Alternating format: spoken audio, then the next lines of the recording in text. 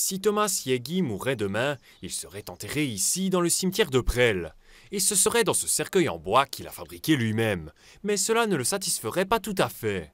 Moi, j'aurais envie de contourner ça et de faire mon humusation dans la nature, loin de tout le monde, de façon cachée.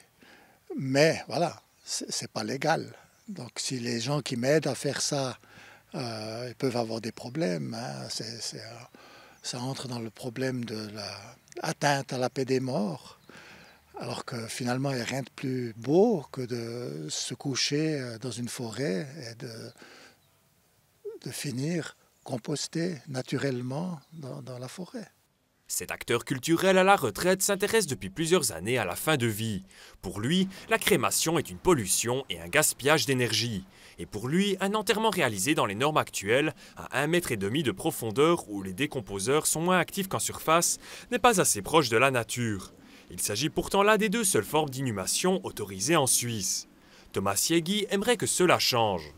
Avec l'association humusation.ch, notre but, c'est d'ajouter dans les textes de loi, notamment au niveau fédéral, qu'une inhumation peut être un enterrement, une crémation ou une autre solution en accord avec la nature. À Tavannes, le croque-mort François Worp prépare une présentation funèbre. Il est un fervent défenseur de l'enterrement classique. Mais il n'est pas contre la nouveauté, mais avec certaines réserves.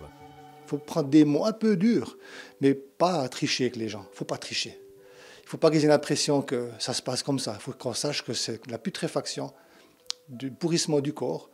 Et puis à partir de là, si le sol le permet, et puis que la législation fédérale ou cantonale le permet, et que les gens le veulent, moi je dis pourquoi pas. Dans notre région, ce type d'inhumation n'est pas encore très connu. Je trouve que c'était une idée assez étonnante et surprenante. Je n'aurais vraiment pas pensé à faire cela. Et donc, moi, je n'aimerais pas l'idée d'acheter un jour au supermarché des tomates qui ont grandi sur des ex-humains. J'en pense pas grand-chose. Je pense que chaque personne devrait décider à l'avance un peu ce qu'il voudrait faire de son propre corps après son décès. Pour l'instant, l'humusation n'est pas encore légale chez nous. Mais pas plus tard que durant la session d'automne du Grand Conseil bernois, les Verts viennent de déposer une intervention parlementaire à ce sujet.